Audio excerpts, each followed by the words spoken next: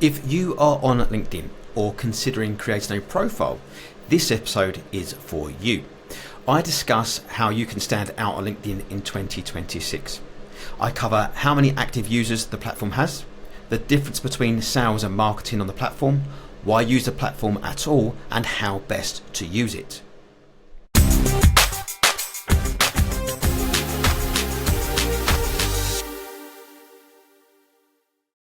Welcome to the Visual Storytelling Podcast. Let's jump straight into this episode, starting with how many active users LinkedIn currently has.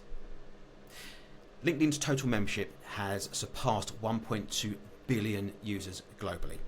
In terms of active users, recent estimates put monthly active users around 310 million. Some analysis, for example, by Mike Lever, suggest about 364 million monthly active users, estimating that only 30 to 34% of total accounts are active in a given month. Now, according to LinkedIn's own EU data, applying similar engagement rates globally suggests 432 million logged in monthly active users could be a more realistic number. So the bottom line there is LinkedIn's claimed user base is 1.2 billion. But the more meaningful active monthly user number, so i.e. the people who regularly log in, is likely in the 300 to 430 million range, depending on the source and the definition of active. Now that's a lot of people. So what's the difference between sales and marketing content on LinkedIn and their performance? So understanding the difference between sales and marketing content is key, especially on LinkedIn, because they serve different goals and each performs differently. What's the difference? I'll break each into four categories: purpose, tone, examples, and the benefits. Now let's start with marketing content. So the purpose is to build brand, authority, trust, and long-term relationships. The tone is educational, helpful, insightful, or insight-driven thought leadership. So an example is how I approach light in product photography. 5 lessons from documenting events, my workflow for client shoots, or why photographers should care about personal branding. The benefits here is it attracts potential clients, collaborators, and keeps you top of mind, encourages sharing, commenting, and relationship building. So let's look at the sales content. The purpose of sales content is it drives direct business, inquiries, leads, and conversion. The tone is it's more transactional, it's direct, and it's calls to action. An example would book me for event photography, limited slots for commission portrait work, new pricing for corporate headshots, or contact me for branding shoots. So the benefits would be it directly generates business and makes your services known and converts audiences into paying customers. So how both benefit LinkedIn as a platform? So with marketing content, it helps LinkedIn because it drives engagement through leadership and content consumption. It's the kind of content LinkedIn's algorithm favors for reach and meaningful interaction. And from a sales perspective, it helps LinkedIn because it supports the platform's business use case. Professionals looking for services, networking, hiring, it drives commercial activity. So let's have a look at the performance comparison. So thought leadership, marketing type posts generally get more reach because they are less salesy and more valuable to a broad audience. But pure sales posts may have a lower engagement because people don't always want to be sold to, especially on a professional network. The sweet spot is mixing both. Use content that establishes your credibility and vision, so your marketing, and occasionally post direct offers, your sales. This builds trust first, then converts. Also, because LinkedIn is more quiet platform, so less noise than say Instagram or TikTok, even consistent marketing content can help you stand out. So a Reddit user said, LinkedIn's low content to user ratio is a huge opportunity. Even simple, thoughtful posts get outsized reach. So why use LinkedIn as a photographer or a creative, given that there are so many other platforms? Well, it's a valid question, and with Instagram, TikTok, Behance, etc., why bother with LinkedIn? Here are the key benefits for creatives, especially photographers. Professional audience and clients. LinkedIn is full of businesses, brands, agencies, and decision makers. As a photographer, this means potential clients, corporate, commercial, editorial. They're all right there. It's a place to network with marketers, creative directors, HR, event organisers, and other professionals who might commission you. It's authority building. You can position yourself as a thought leader in photography or visual storytelling, sharing insights behind the scenes. Your creative philosophy helps you build credibility. Posts that reflect your expertise, so for example, technical, business, creative process, those sorts of things. They can make you more attractive to clients who value professionalism and vision. There's low competition for high value content. So unlike Instagram, where the feed is very visual and crowded, LinkedIn's feed is more about value, ideas, and professional insights. This means well-crafted content can perform very well. According to reports, only a small fraction of monthly users actively post, which means less noise, more opportunity. Your posts have a longer shelf life. So LinkedIn posts, especially articles or long form posts, tend to have a longer lifespan than ephemeral stories or reels. Content can be reshared, commented on, and remain discoverable in your network, which builds your profile over time. It's good for recruitment and collaboration. If you ever want to scale, so for example, work with assistants, second shooters, stylists, those sorts of things, LinkedIn is also a great place to find professional collaborators. For personal branding, it's useful for hiring or being hired, recruiters, brand partnerships, or editorial gigs, even scout on LinkedIn. So trust and professionalism. LinkedIn inherently signals professionalism.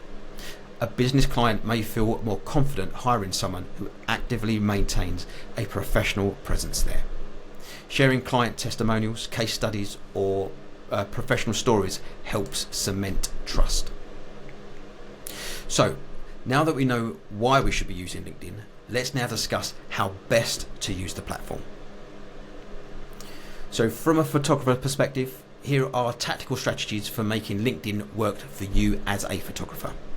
Firstly, optimize your profile. Use a professional, well-lit headshot, which actually reminds me, I really do need to update mine. I'm a lot grayer now than my headshot would suggest, so I need to replace mine. You create a compelling headline. It's not just photographer, but something like documentary and creative photographer for brands and events, something like that.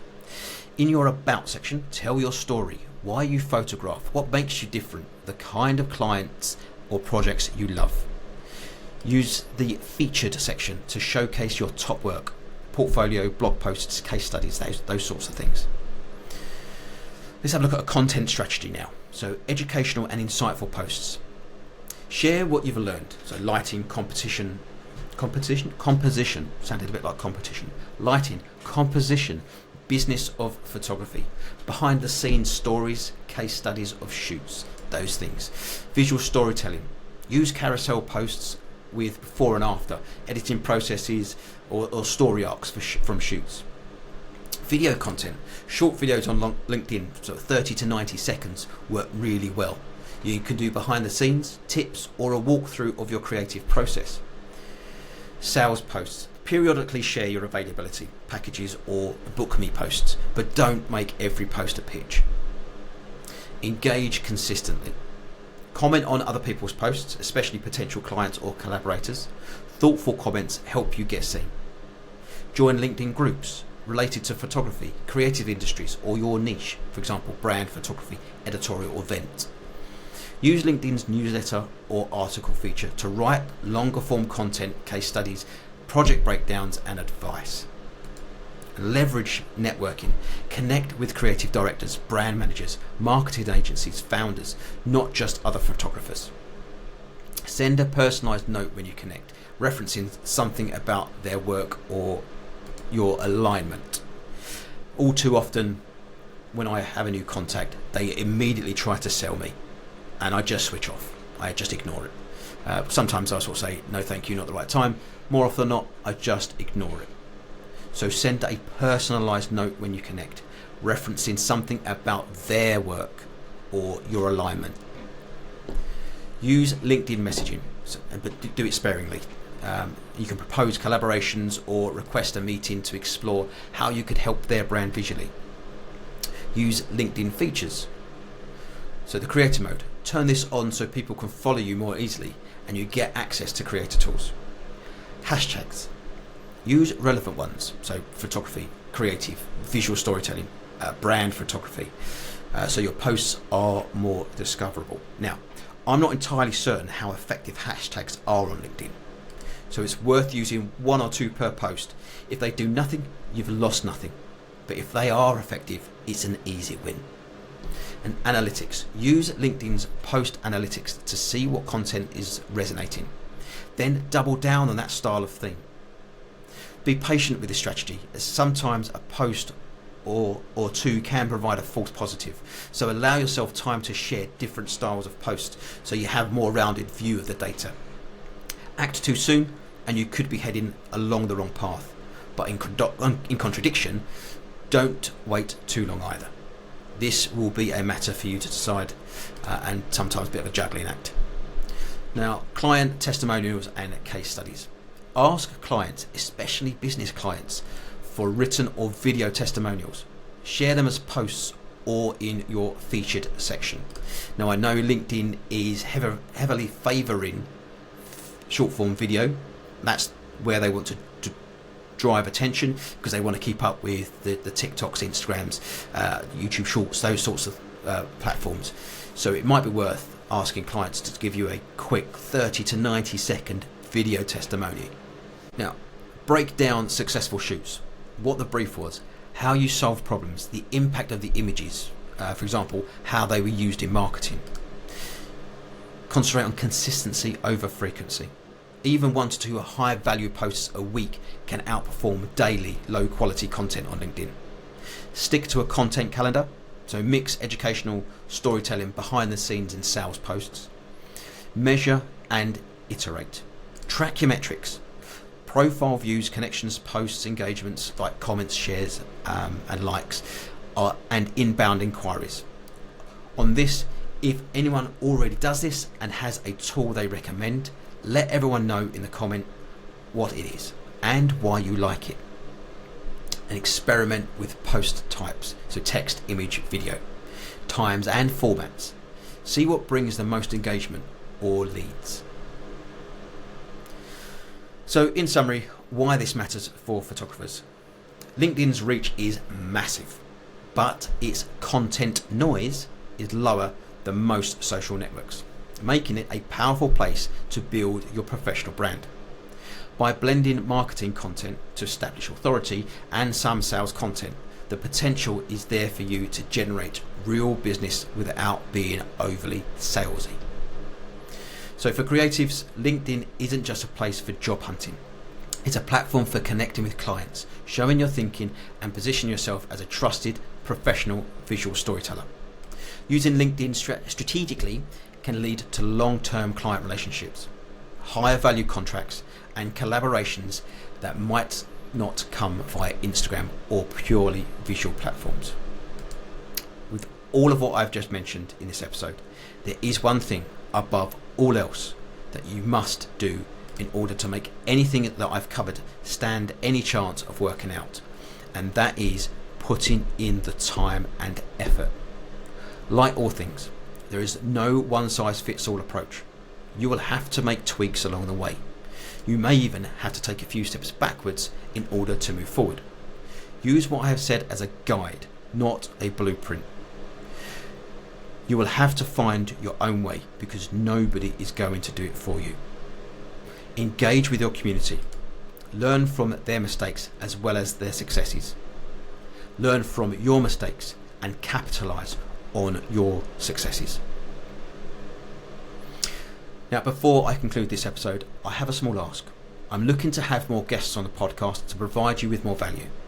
With that in mind, if you work within the creative space and would like to have a conversation about what you do and the benefits it offers others, get in touch and let's have a conversation. I'll leave my social handles in the description. Once again, thank you for lending me your ear. I genuinely appreciate your time, and don't forget to follow the Visual Storytelling Podcast. And until next time, be creative, be inspired, be you.